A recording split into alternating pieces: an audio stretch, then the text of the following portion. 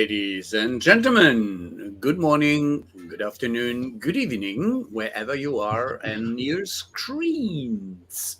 Now, today we are not doing a recording for Blue Note Records, and we are unfortunately not at the Birdland, but we have something special for you. Not at the what? Birdland. Birdland, Famous which was jazz a club. famous jazz club. Okay. Very famous. Well, it's not Rammstein. It's not in your corner. No. So, Apparently not.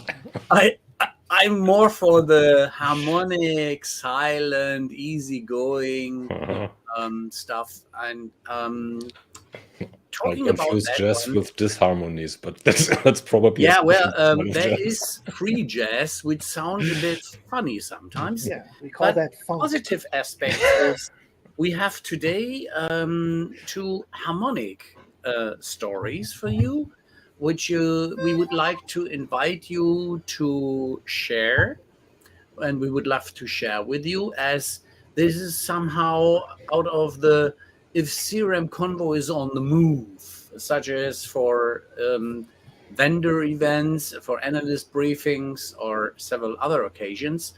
Thomas and Marshall had the opportunity to do some recordings. Those recordings were with some customers, some others were with specialists or vendors, and we picked out of a selection, a large selection, two which we liked very much and would like to share. Now, saying that, I would like to invite Thomas and Marshall to share their first impressions before we start the pre-recorded video, to share with you on the first event on the Zoholics in Austin, if I'm right, when you met Yoffy. Yes, Yoffy. Yes, eine Insel. Good fellow. He's one of Zoho's customers, or his company is RJG. It was enlightening to speak with him because, unlike a lot of other customers that you will meet at vendor events, he was perfectly happy to talk about things he didn't like as well as the things he did like. I believe some of that is going to come through in the video.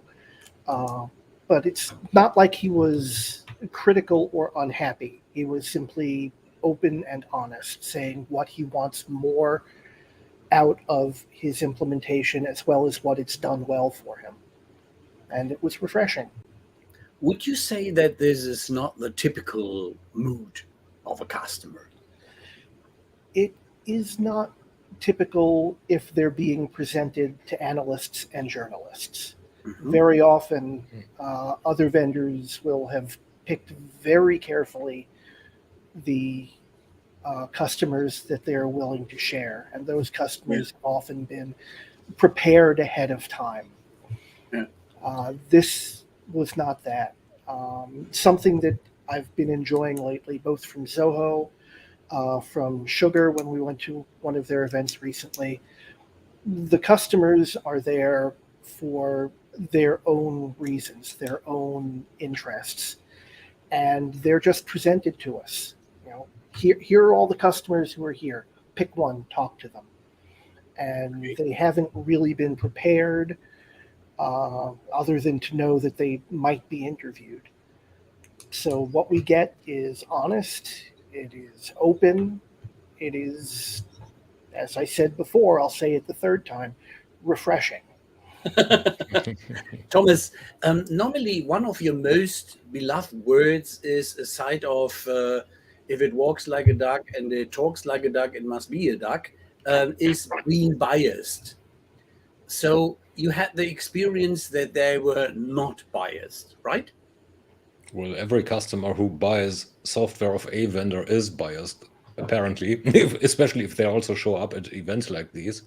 But the point is that, in addition to what Marshall said, normally vendors not only carefully select those buyers, customers that are allowed to relay their experience, also strongly encouraged to be very positive.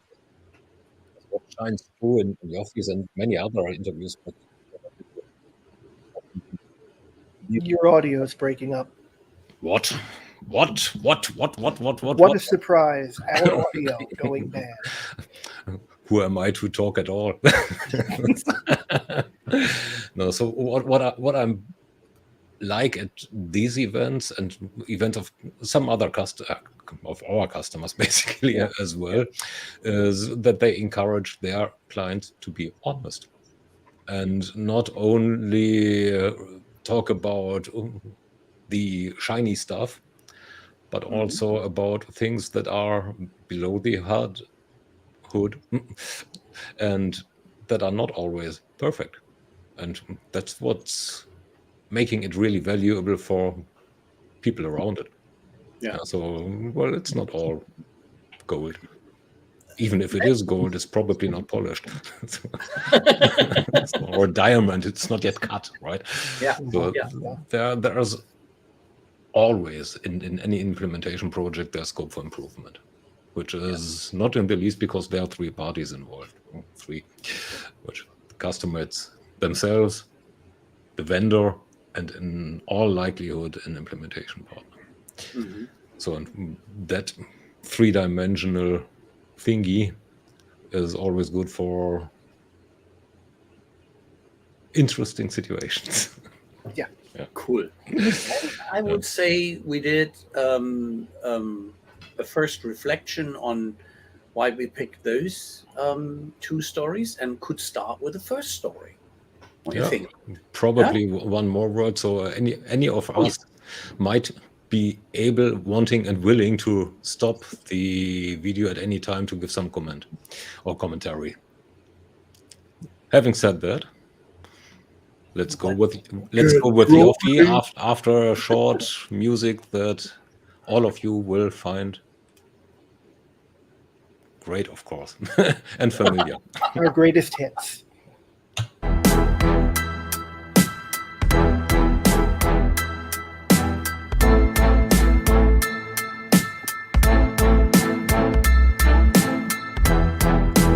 Hello, we are here at Zoho in Austin. Beautiful day today.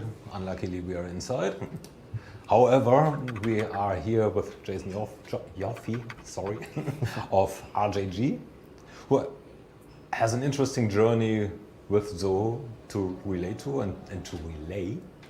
And let's just get into the midst of it. So, what's your company doing and what are you doing at RJG? Yeah, thank you, Thomas. I am Director of Engineering at RJG. We are a training and technology company. We train plastic injection molders how to make parts better and with less waste. And our technology goes on in the machines to monitor the process to do the same. It is our mission to help save the planet from plastic waste. And also, it's really important for our medical customers who are making safety critical parts that go in people's bodies or deliver medicine to make sure that they're making good plastic parts. And we're really thankful for Zoho, and we're powered by Zoho One, so we're trying to make the world a better place, and Zoho helps us do that. So it's mainly medical applications that you... We do medical and automotive mainly. Okay, so bumpers. Yeah, car fascias, baby seats, any type of plastic parts, electronics, lots of different stuff. But still high precision. Yes, yes. Cool. So, what was the need that you had when you chose Zoho? Yeah, so we went through a pretty detailed, diligent process. Our needs were many. We had an antiquated server-based CRM, and so it really started with how can we help our sales team and enable our sales team to sell better. And a lot of the processes in our company were manual. We had just scaled up, and so we grew really quickly. And so we just needed a singular kind of system to run our company on. It was hard for us to do reporting and took a long time. So there's just a lot of manual processes that we wanted to digitize and kind of transform our company from from a smaller company to a larger company when we scaled. What have been particular challenges that your sales teams had? Reporting and the accuracy of reporting and how long that took. Our quoting process was to be desired in terms of how long it took us to create a quote for a customer.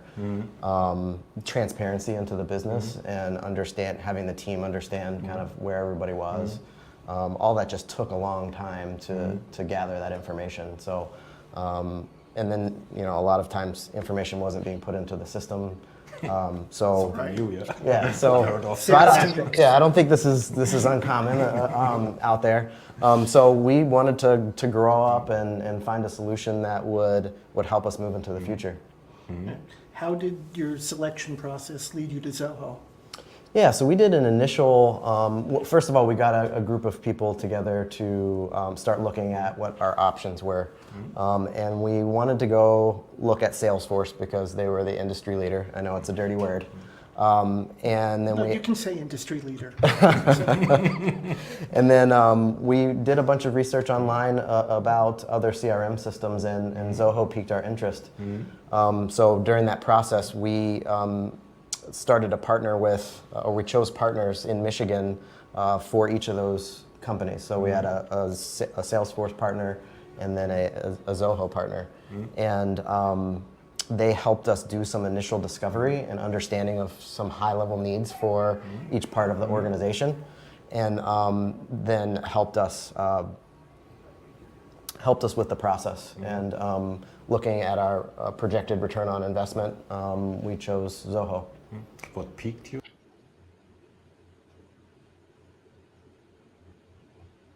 Thomas, we can't hear you. The Zoom thing. The Zoom thing. So I muted myself. So what he said here is he said two things that are highly interesting. First is and highly important actually for any type of implementation project that unluckily too many businesses still get wrong. First is they involved their people early, so which is just of crucial importance. So make sure that they are involved and not affected by whatever you're doing there. Part one. Part two is you should do a decent, let's call it beauty contest. Choose a partner and let them show something that solves the system in a meaningful way or solves the problem in a meaningful way before doing your final decision. So sometimes it is a bit about price. Sometimes price is important. Costs are always important, in fact. But the more expensive one is not always the better one, even if they turn out to be a better one for your particular situation, even if they are a business leader, an industry leader. Importantly, they were working with the potential implementers from early on in the process. Another mistake that is often made is the company that is the customer will talk to the vendor directly, make their choice only having spoken to the vendor, and then wind up assigned with a local implementation partner.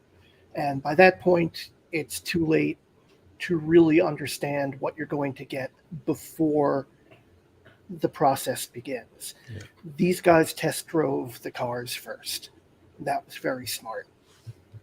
And that is, as you said, not always is the most expensive one the best one to choose. And especially if you have a proven solution from the market, everything can differ if you have the wrong partner to make it happen at your place, understanding your processes and understanding your people and their needs.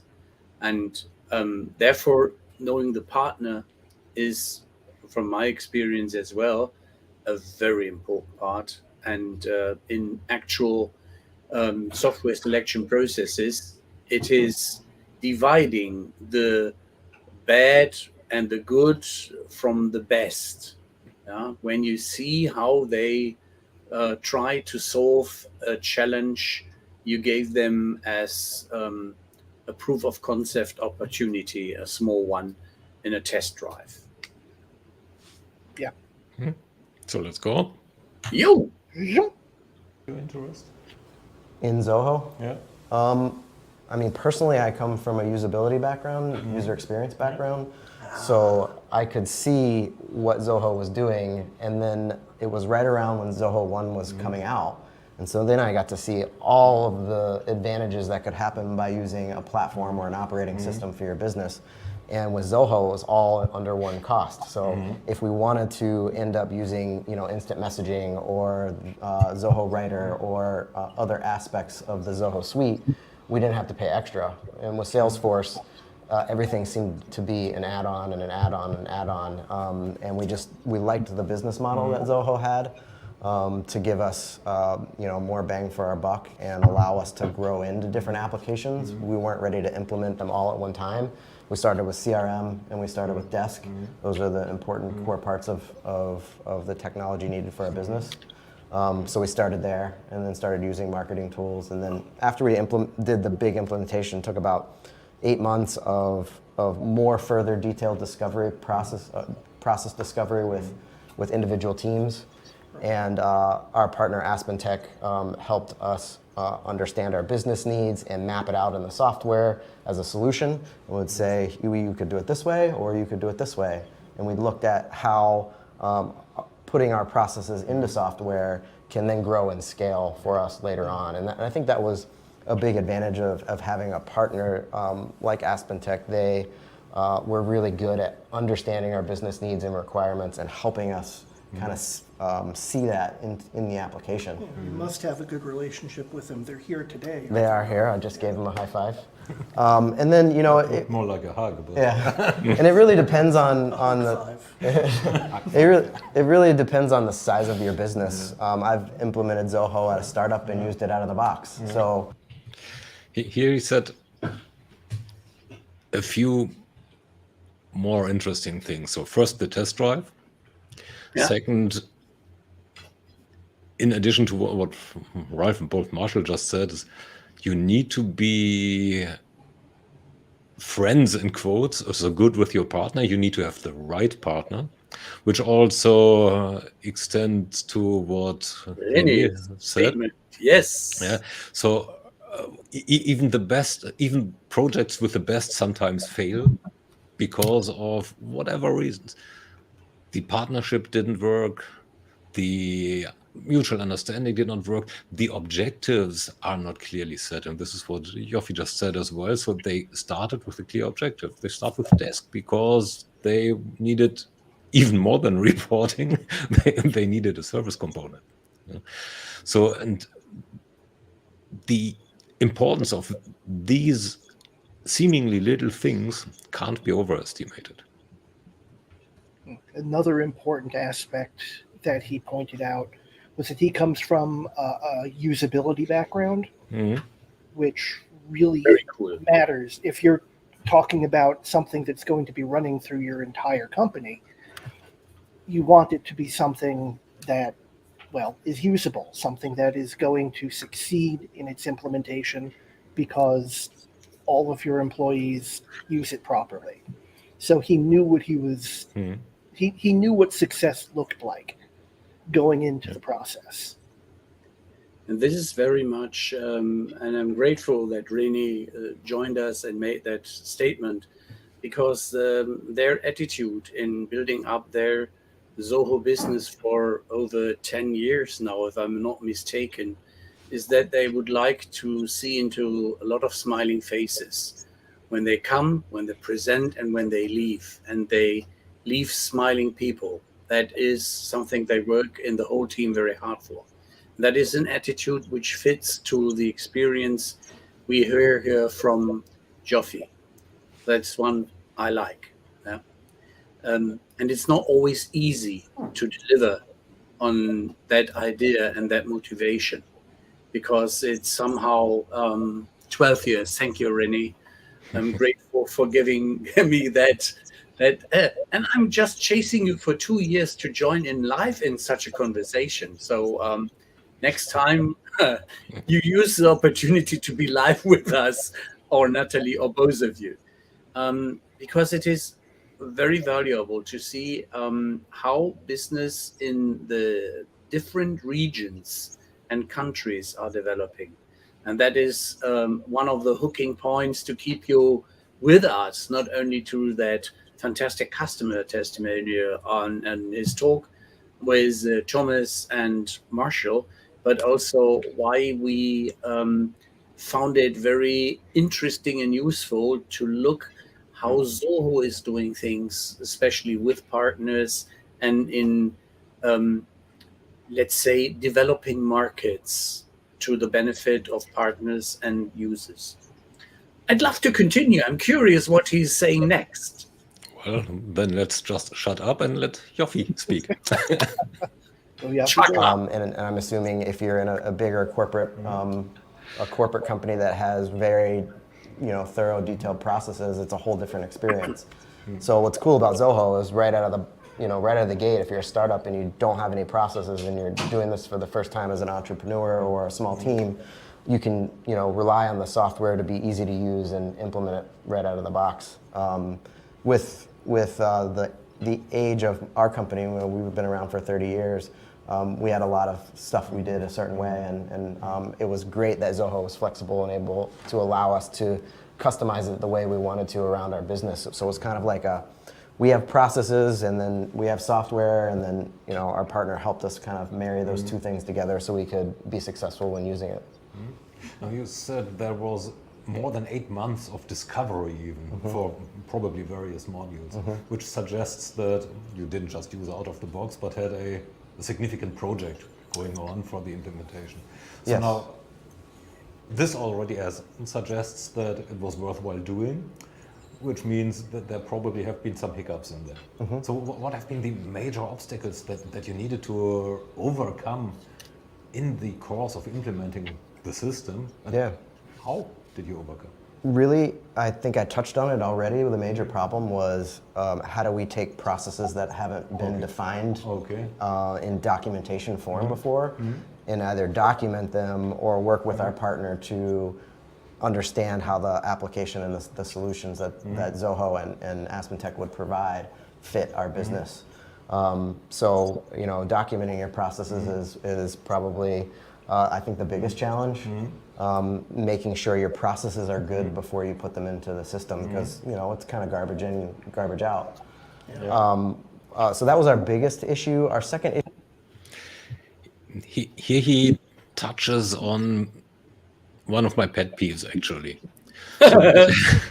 Here we go. When doing implementation projects. So one of the first things that gets cut out is the process design. So many a project just replaces an existing system with a new system, doing exactly the same, and the same way, which basically bends the system, sometimes till you can't recognize it anymore. And secondly, it prevents you as a customer, as a user of the system, from becoming better. And this is where Yoffy and RJG took the perfectly right approach and first standing back, implementing a vanilla system, working it for a while, doing the proper process redesign, documenting the process that they want to have, and then going for it.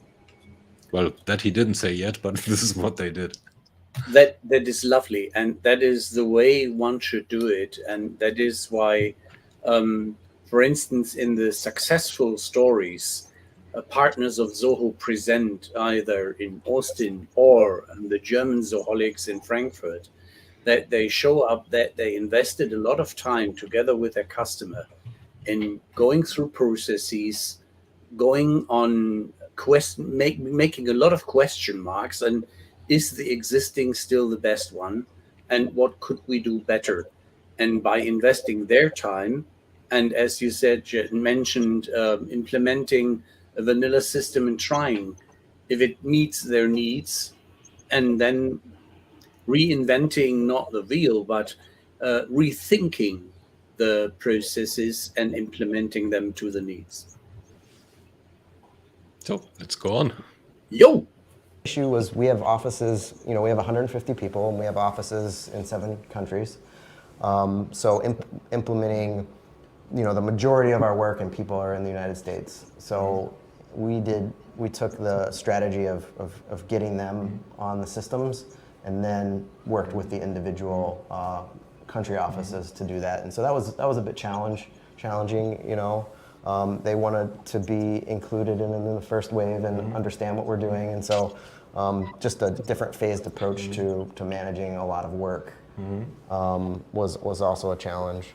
And then, integrating with other systems that we have wasn't necessarily a challenge. Zoho is really good at integrations and really easy to work with. The other applications that we have are not so much so.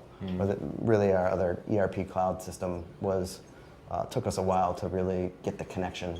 And that This is the other one where projects usually suffer and actually often fail. This is because integration aspects to other systems are underestimated. This is the one cost driver that usually blows budgets. And training. Apart from, well, let's add a few more, like training, documentation, planning in advance. But the real complexities of implementation projects lie in integration. Yeah. This is sometimes because one or the other system doesn't have good interfaces, or the interfaces are there but not properly planned, or the data structures that need to get exchanged are not fully understood. Yeah. So that is the main thing for blowing them. René just says or overestimated. So this, in my experience, rarely happens when it comes to integration. And well, if it happens and the integration and the partner gets chosen and the solution gets chosen in spite of being overestimated, well, the good news is the project comes in below budget. A rare and wonderful thing. Yeah. To be very honest on that specific killer question I place when I go into an existing organization as a software selection consultant, I ask them if they do have an IT landscape mapping so that it is understandable where the new system should be connected to, where the processes are going together, and where the journeys they are creating or they have existing have to run smoothly. And I would say not overestimated. I take Thomas' point, better be on the safe side and have a less costly implementation with a lot of positive experiences. Yeah, it's what they've always been advised in work. You overpromise, underpromise, overdeliver. Exactly. Well, René, of course, is right when he says that partners estimate into the blue, which is in early stages quite natural, actually, because they, even if they understand the API documentation, the challenge is that the information they get is mostly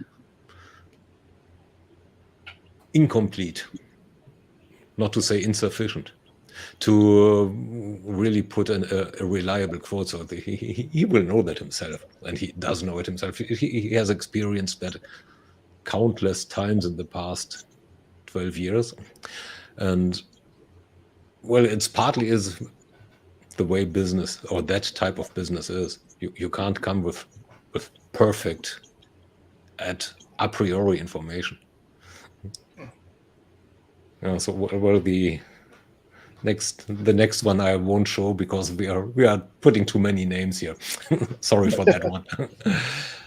But yeah, so the integration, for proper integration, you need some experience. You need to be able to take proper assumptions.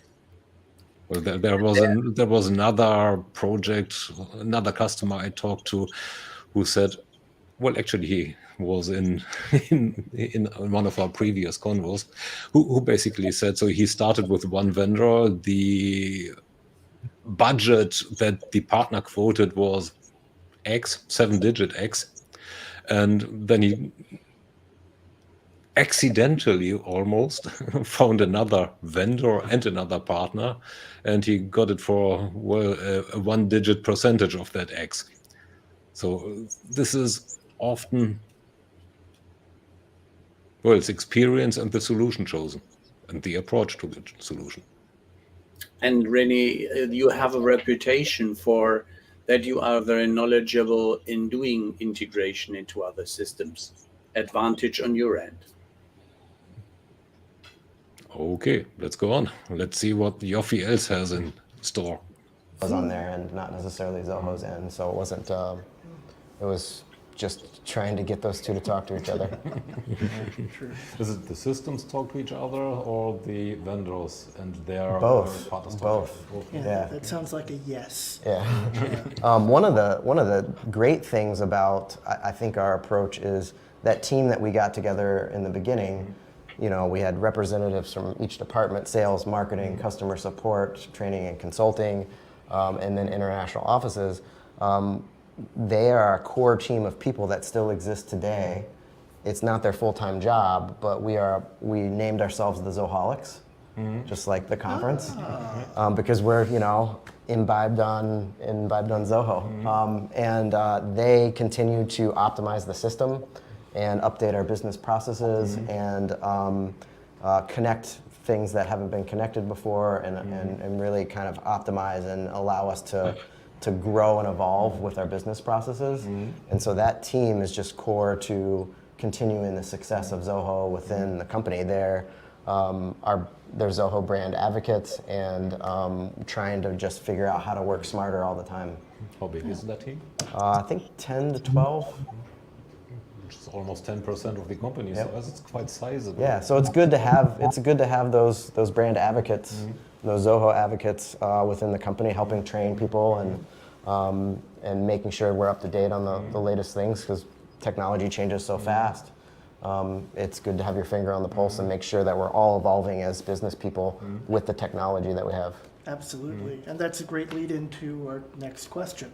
What's next on your roadmap with Zoho? What would you like to implement next? Yeah, we have an internal deluge engineer, and we are integrating a bunch of systems within our production facility.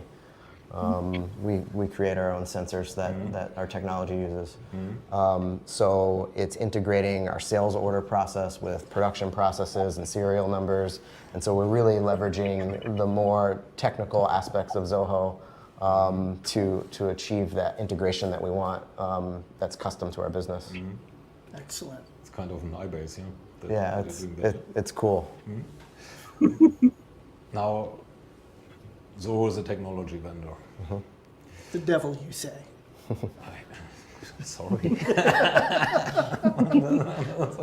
But still, they are. And they don't deny it, even better. Yeah. So now, it's software.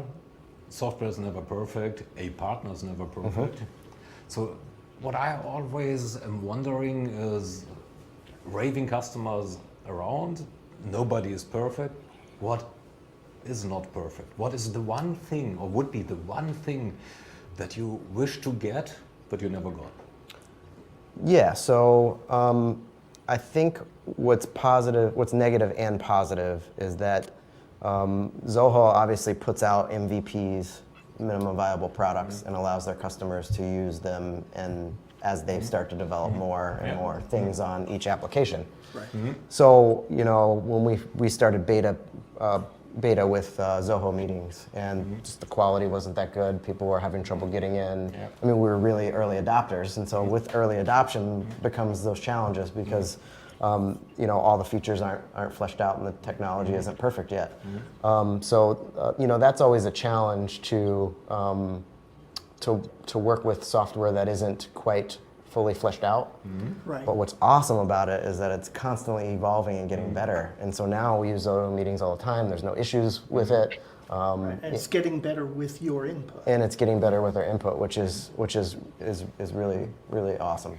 So what you're basically saying is that there are sometimes letting it out into the wild a bit too early? And no, I don't think too early. I think they get to, Zoho as a corporation is great learners.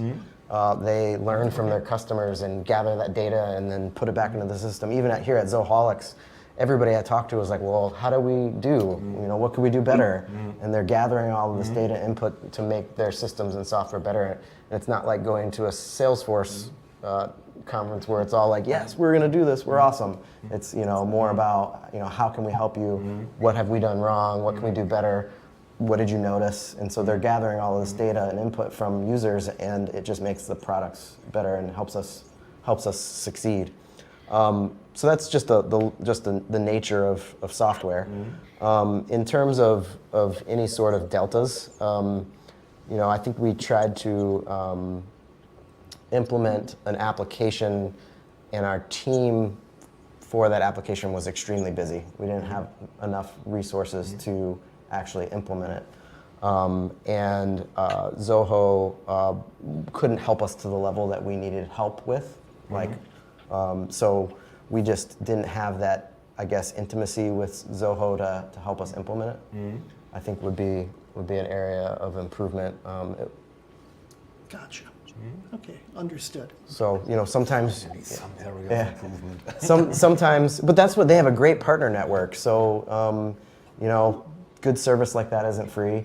It would be cool to see that within Zoho, but they have a great partner network which helps with that. So I think they handle it just in a different way.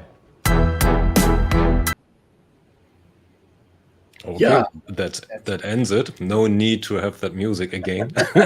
So, As we soon will have the music again. yeah. So they have scope for improvement. They are, and that is amazing, a company that clearly states, well, we know that we are not perfect, and we probably never will be, but nevertheless, let's go there, which is quite an amazing feat. So let me try now remove this video and find the next one. As I use the opportunity to say some words, what's coming up next, as with the statement from Yoffy about the partner network, there would be one hook to jump in for our next guest, pre-recorded from the Zoholics in Austin, where you met him as well, the two of you, Thomas and Marshall. And I have to read the name Prashanth Krishnaswami, or PVK, which is a lot easier for me to handle. And he has some interesting story to tell, how his role and how Zoho in specific is doing their partner networking and how they are trying to scale their regional approaches and their success overall. Marshall, probably you can add a few things, because if I now hit the open button, the video starts. Well, start the video. The thing that I have to add is that, well, PVK was very easy to talk to about all of this. He's another one who, admits when things are not perfect. But, he is within Zoho, and he is helping to make it a better thing. Yeah, and he also relates how they have a quite interesting strategy in getting to, from where they are into the enterprise market. And this is what the main thing is about. So let's roll it. I'm curious. Maybe I can, on a quite muggy day actually, luckily we are inside, and we are talking to Prashanth, or PVK, whatever you prefer. PVK is good. PVK is good. Yeah. Well, we'll screw up the pronunciation, so let's go with PPK. Okay. All right, you see, you haven't been the only We're one. useless. Point. I'm We are not really free. good at remembering your name at all. So about the enterprise ambitions of Zoho. Zoho, as such, is known as a company that caters for the needs of smaller business, SMBs, and as many other companies, it, as a company, wants to move upmarket, so serve bigger customers as well, for a variety of very good reasons, actually. But now, the interesting aspect is, what's the strategy behind it? What are the companies you are after? What are by size and number of employees, revenue perhaps? What are industries you are after, regions, partners? How do you do all that stuff? That's more like 1.5 dozen questions at a time. So we'll go with the simplest one first. Take your time. What companies are we after, right? We are essentially already strongly in mid-market, which we define as 100 employees to about 1,000 employees. Mm-hmm. And we're trying to go up market from there, having established strong momentum in the mid-market segment, right, already.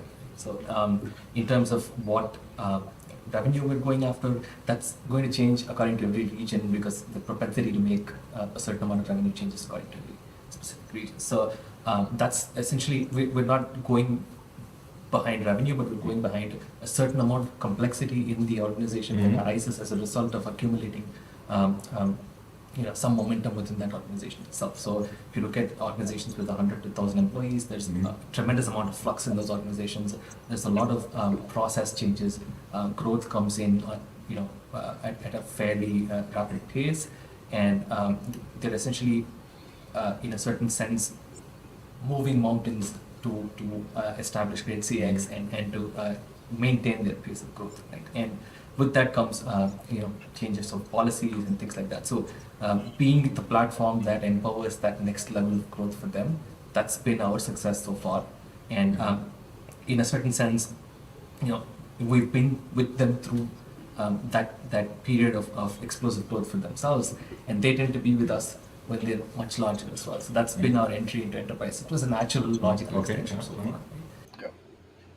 One of the important things to note here is that Zoho defines its market segments in terms of users, as opposed to in terms of revenue. That's not the standard.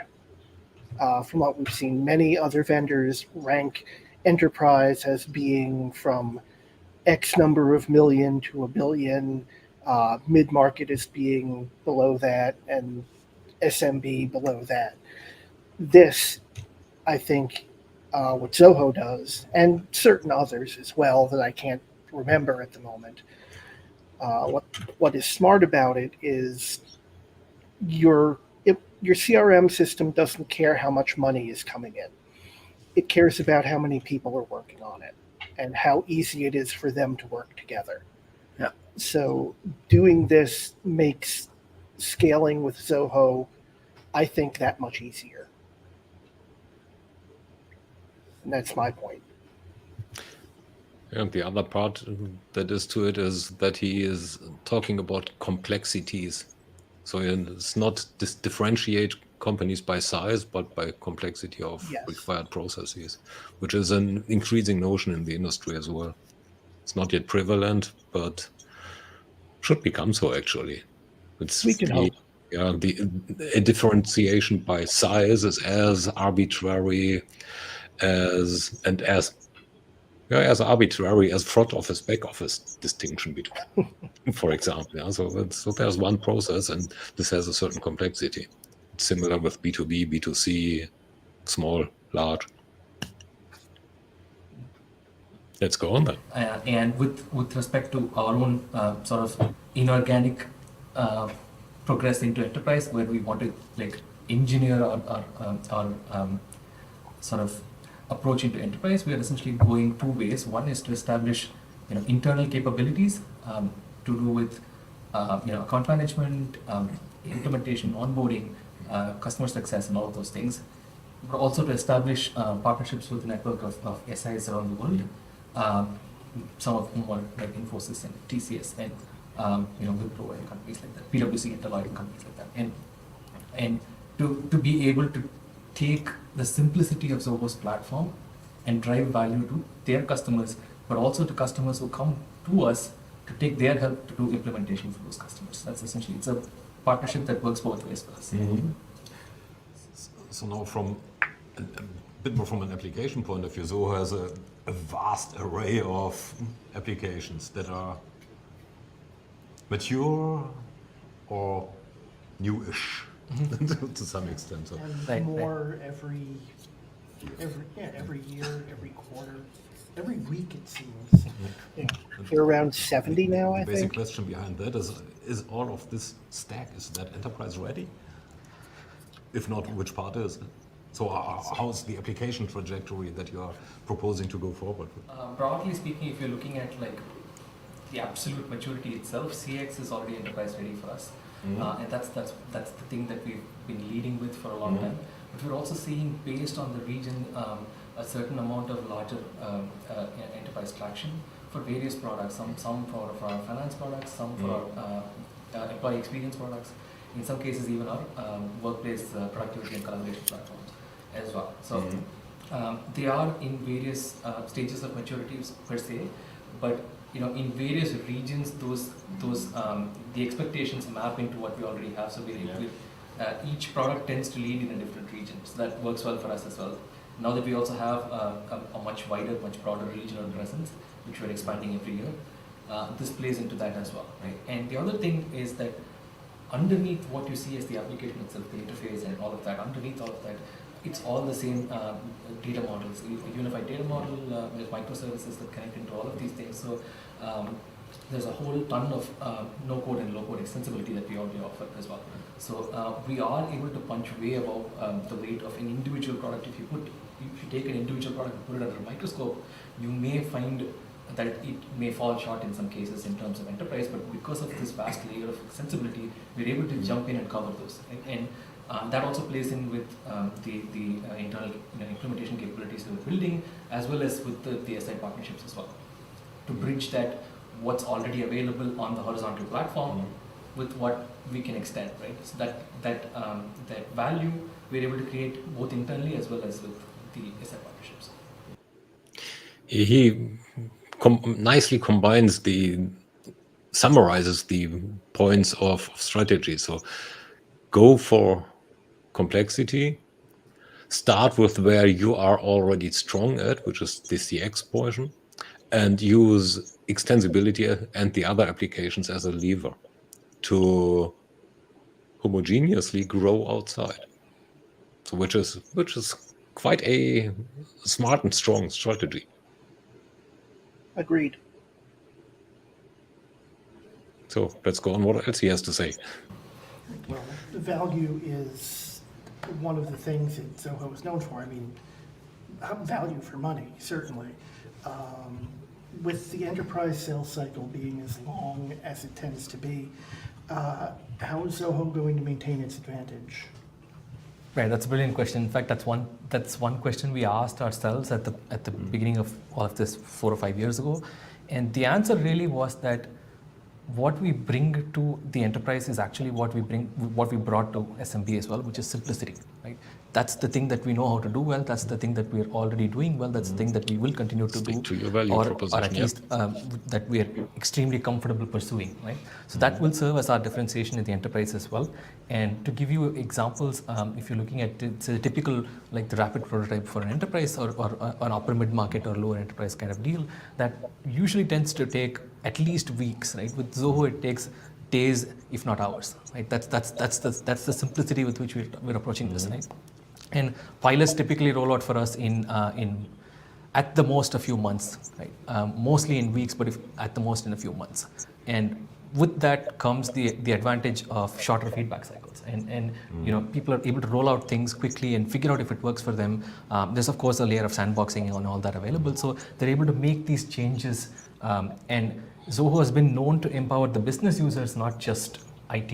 Right? And you'll hear from our customers today as well about how they're essentially not having to depend on IT to make critical business changes that are because they're at the position that's closest to the market, rather than IT, which is closer to the internal infrastructure side of the business, but closer to the market and closer to the customer. These decisions are better off being made there, and as a result, that's another point of differentiation for us as well. So you would consider employee experience to be another differentiator for you? Certainly. I mean, the user experience itself it has been a differentiator for us in the SMB space already for many years. But with newer announcements like our low-code layer, as well as with Canvas, which we announced in 2021, which is a UI UX customization design studio, things like that, we're able to enable the average business user to take charge of the software layer and then make changes that enable the business and a better customer experience. And all of this again ties back into the simplicity, which is that we are able to make all of this possible. So when we look at some of our large customers, we're able to see that they're able to maintain the Zoho deployment where we replace some of the larger vendors. They're able to maintain the Zoho deployment with as many as 10x fewer people, right? Something like that, up to 10x fewer people, and all of that those people can be reapplied to the various parts of the business that may benefit from their expertise, and therefore enter new avenues of growth or new revenue opportunities and things like that, rather than have to maintain the bloat of existing software. Right. Now Zoho is the product set of Zoho is essentially a horizontal one. So there's not really, in quotes, an industry solution in there. So now larger enterprises tend to focus on industry. So I am retail, I am manufacturing, I am process industries. So how do you accommodate for that? How do you create the awareness that you are a significant and credible player there? Right, that's another interesting question, one that we get from other analysts and media that we engage with as well. And the answer really is that we are really good at the horizontal game, as we've been able to demonstrate growth and momentum, and we want to keep enabling the horizontal platform to make it efficient for partners to build the vertical solutions. That's the route that we're taking. So all of these partnerships also have a small component already that ties into how we want to execute on the vertical side of things. And both of you, I'm sure, agree that vertical GTM is a beast of its own, in and of itself. Right? So we absolutely recognize the complexity involved in that and the challenges involved in that. And it is also fragmented by region. It's also very different in every region. Right? So we're mindful of all of that. And all of our SI partnerships are also, they also include that dimension where we're trying to see what the best way is to which verticals to go in which region, depending upon what's in demand, what's a larger challenge for businesses in that region, and things like that. So the SI partnership is essentially also one of the areas with which we will drive the vertical situation. But one thing that we've always done for many years is once we have a critical amount of traction in a specific vertical, we analyze the common use cases in that vertical and bring them back to the horizontal platform as well, right? So there are customers for us in the mid-market who are pleasantly surprised by how they have to maintain less and less custom code every year because their custom use case is now already on the horizontal platform.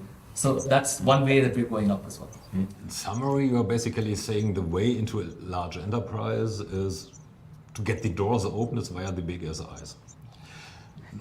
In a certain way as well. We also do generate some inbound from enterprise, and the advantage, like with Zoho, is far easier to do business with us, as you might have heard from many of our customers as well, when compared to many of the larger vendors, and in terms of contracting and pricing and packaging and all of that thing. So we do tend to get a lot of interest from large enterprises for a specific business problem that they have. This could be to manage partner sales in the Benelux region or something like that, right? And that's the foot in the door for us. And once we get in there, and we're given how quick we are in terms of time to value, once we demonstrate that value within that calendar year or probably within the rolling 12 months or something like that, we tend to expand that account almost always. And for us with respect to marketing, sales, and service, if we're able to land a large customer in one of them, invariably in the next 12 to 18 months, we land at least one other category, right? And we keep expanding. And once they see the value in having multiple categories, they move on to the integrated unified CX platform as well. So that goes for us as well. Rather than trying to essentially kick the door open, we do it more elegantly by demonstrating value at every level, and then at one point we don't even have to sell to them because they're already sold on the value we offer. And when they need something else, the 47th business problem that they have, they're essentially coming back to us, asking us if we can solve that problem first before they go out in the market to look for other vendors. It's an organic route. I understand it's not going to help us demonstrate 500% growth in a year, but we're also not chasing that kind of inorganic growth anyway. So it works well for us. Yes, it works well for us. Yeah, plus, you're a private company. You don't have to demonstrate that growth. Yes. You just have to keep succeeding. Yes, we're certainly not greedy at all. We're essentially practical at that stage. Coming back to the SIs once more. So there are, industries and SIs are two beasts that come together, which are forming an exponential beast. So if you're saying that you're working with SIs on industries, that they shall do or can do an industry solution, they tend to do that only if they have the safety net, the guaranteed revenue. So how do you work with SIs or establish an area of, say, kind of exclusivity is probably a bit too strong, but an area where they have their safety zone, where they can be reasonably sure that Zoho won't interfere and do the sales force and grab the industry to grab that area too. True. I think that's a really important question as well. For the moment, how we're approaching this is that, as we build a certain level of vertical capability at the product platform level, we will still enable the partners to manage the implementation, to manage the actual delivery of the solution. And whether we do it end to end is something that depends on the specifics of a given deal.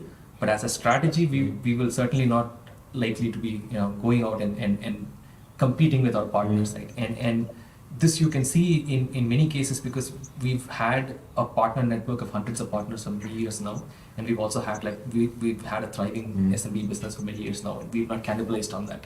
And there's already enough proof that that's not going to happen, certainly. And another thing that we're also starting to do is to try and bring in one of our SI partners on a deal, try to present a joint front to the customer so that it's a mix of the platform vendor as well as the implementation expertise as well. And that helps us in many cases, and it also helps us establish trust with the SI partner as well.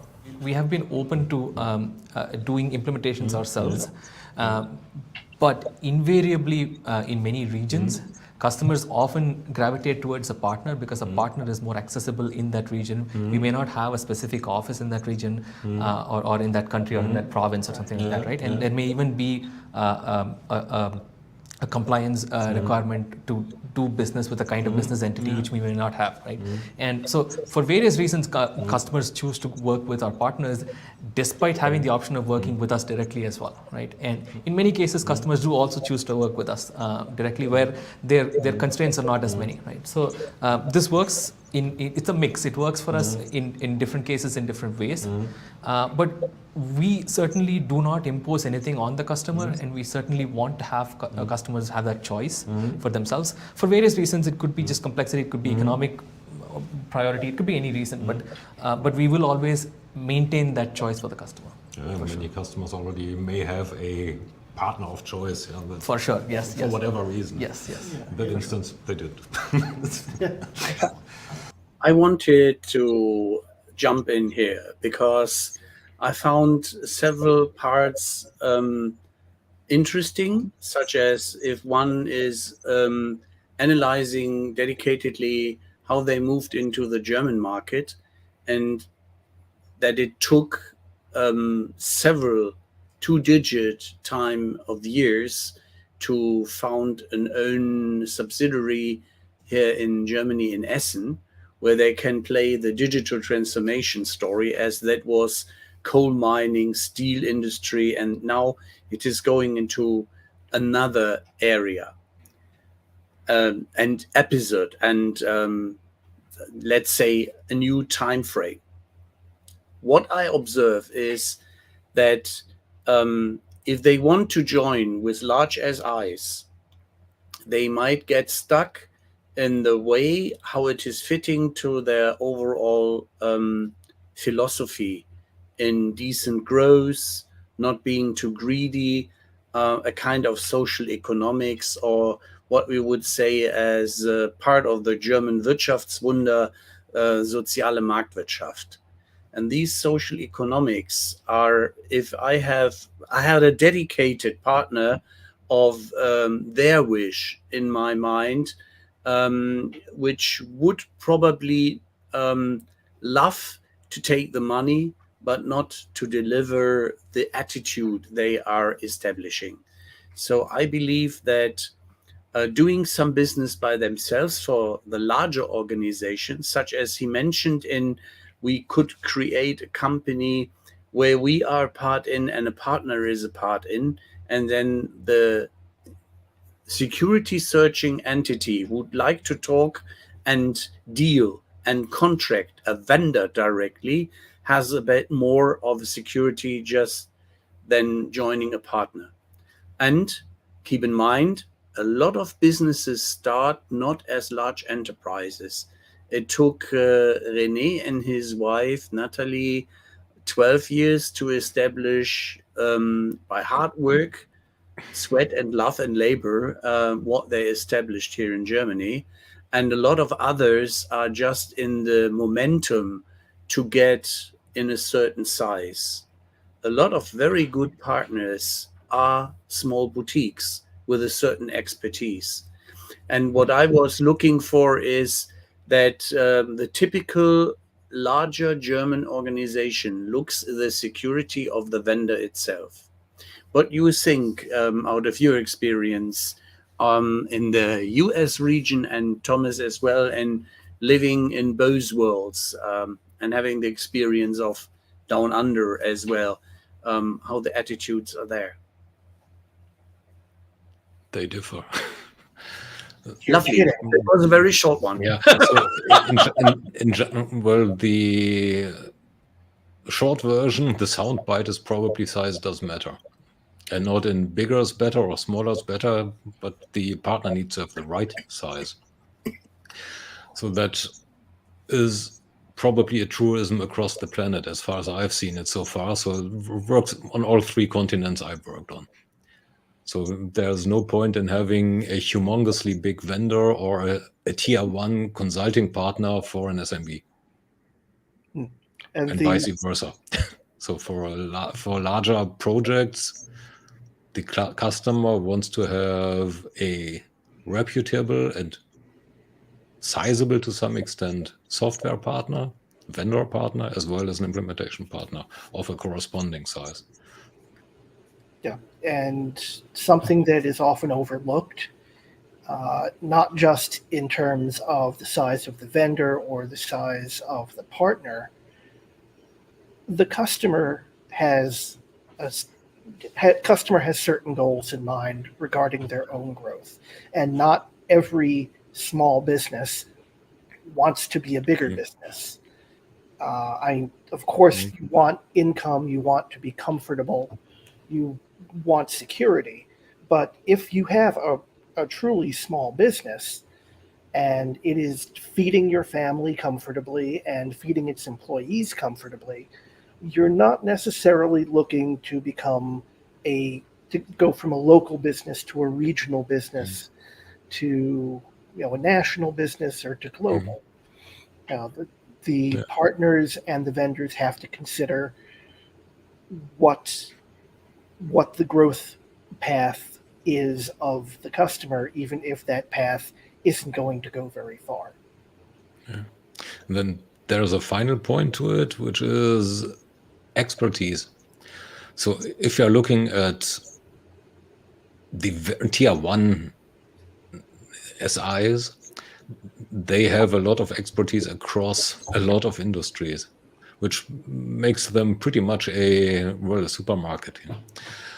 However, if you want to have the real deep expertise, you are sometimes / often better off with a mid-sized partner, actually, because they tend to focus on a small number of industries and given number of people, so size or not, that gives them often an edge. Not always, but often.